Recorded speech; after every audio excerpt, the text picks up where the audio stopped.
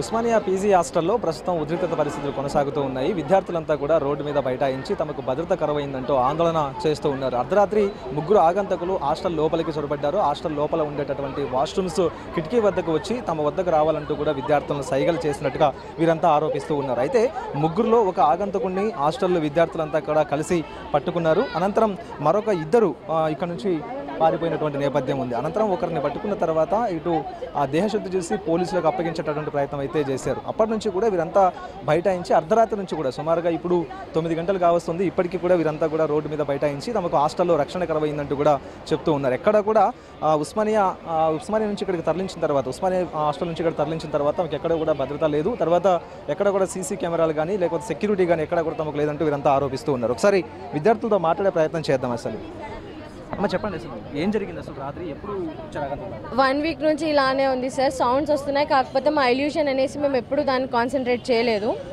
నిన్న at a time 2 ఫ్లోర్స్లో ground ఫ్లోర్లో and first ఫ్లోర్లో సేమ్ ఇన్సిడెంట్ జరిగింది. దానివల్ల మేము వాళ్ళని పట్టుకోగలిగాము. మా అజంప్షన్ ప్రకారం 3 మెంబర్స్ ఉన్నారు, కానీ ఒకరిని మాత్రమే మేము పట్టుకోగలిగాము. అదేంటి అంటే వాష్రూమ్స్లో వెంటిలేటర్స్ ఉన్నాయి, అవి కొంచెం బ్రాడ్గా ఉంటాయి, మా ఓపెన్గా ఉంటాయి. సో అందులో నుంచి చేతులు వేసి పిలవడం అలా జరిగింది. ఒక కింద అండ్ ఫస్ట్ ఫ్లోర్లో అండ్ గ్రౌండ్ ఫ్లోర్లో కూడా అమ్మాయిలు అలానే ఉన్నారు. వాళ్ళు వాష్రూమ్స్కి వెళ్ళినప్పుడు అది చూసేసి భయపడి వచ్చి మేము సీనియర్స్కి చెప్పాము. ఆ వచ్చి చెప్పేలోపు ఇద్దరు ఎస్కేప్ అయిపోయారు. ఎవరైతే ఒక్కరు ఉన్నారో తను ఉరకడానికి ట్రై చేస్తే మా బాయ్స్ హాస్టల్లో అన్న వాళ్ళని పిలిస్తే వాళ్ళు వచ్చారు. వాళ్ళు మేము స్టూడెంట్స్ అందరం కలిసి పట్టుకున్నాము. దాని తర్వాత పోలీస్ ఆఫీసర్స్ వచ్చారు. వాళ్ళు అప్పటి నుంచి మాకు హెల్ప్ఫుల్గానే ఉన్నారు.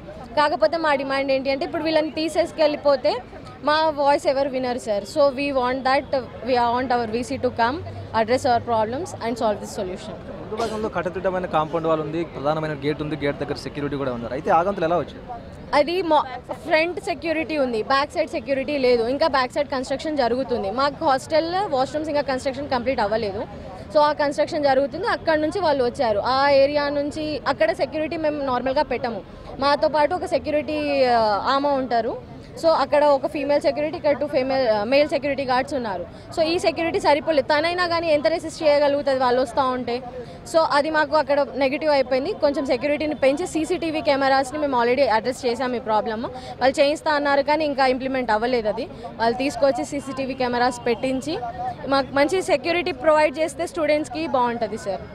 ఇవంతా ఫేస్ చేసి ఇంత దూరం వచ్చి చదవడానికి రీజన్ ఏదైనా ఒకటి సాధించడానికే. సో ఈ ప్రాబ్లమ్స్లోనే మేము కంటిన్యూస్గా ఇన్వాల్వ్ అవుతున్నాము, కాన్సన్ట్రేట్ చేయలేకపోతున్నాము. కాబట్టి ఈ ప్రాబ్లమ్స్ అన్నిటిని అడ్రస్ చేయాలి వాళ్ళు. చెప్పండి అమ్మా, అసలు మీరు మెయిన్గా డిమాండ్ చేస్తుంది ఏంటి? ఇప్పుడు మాకు సెక్యూరిటీ కావాలి. మా ప్రాబ్లమ్స్ అన్నిటికీ వాళ్ళు ఆన్సర్ ఇవ్వాలి. మా ప్రాబ్లమ్స్ అన్నిటిని వాళ్ళు సాల్వ్ చేయాలి. బ్యాక్ సైడ్ కన్స్ట్రక్షన్ కాలేదండి, బ్యాక్ సైడ్ నుంచి వాళ్ళు వచ్చారు ముగ్గురు. నైట్ టైం వాళ్ళు ముగ్గురు వచ్చారు. మేము ఏ విధంగా ఫేస్ చేసామంటే ఎవరికి చెప్పుకోలేము మేము ఆ బాధ. నైట్ మేము ఎంతో ధైర్యం చేసి వాళ్ళని పట్టుకున్నాం, ఒకరిని పట్టుకున్నాం. మెచ్చుకునేది పోయి మమ్మల్ని చాలా ఎందుకు ప్రొటెస్ట్ చేస్తున్నారు? మీరు ఏం అవసరం? మీకు కావాల్సింది ప్రాబ్లమ్స్ సాల్వ్, అంతే కదా, వదిలేయండి.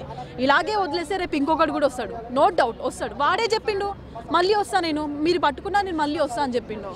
ఇంకా ముగ్గురు వచ్చారు, 2 పారిపోయారు. ఆ ఇద్దరు ఇంకిద్దరిని తీసుకురావచ్చు కదా, చెప్పండి.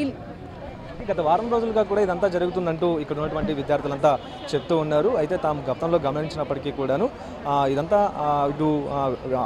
ఇటు రాష్ట్రాలకు సంబంధించినటువంటి ఉన్నతాధికారులు కావచ్చు, లేకపోతే ఉస్మానియాకి సంబంధించిన ఉన్నతాధికారులు కావచ్చు చెప్పేటటువంటి ప్రయత్నం చేసినప్పటికీ కూడాను వారు ఎక్కడ కూడా తమకు భద్రతకు సంబంధించినటువంటి అంశాల్లో తగిన చర్యలు తీసుకోవడం లేదని ఆరోపణలు చేస్తూ ఉన్నారు. Vote studio.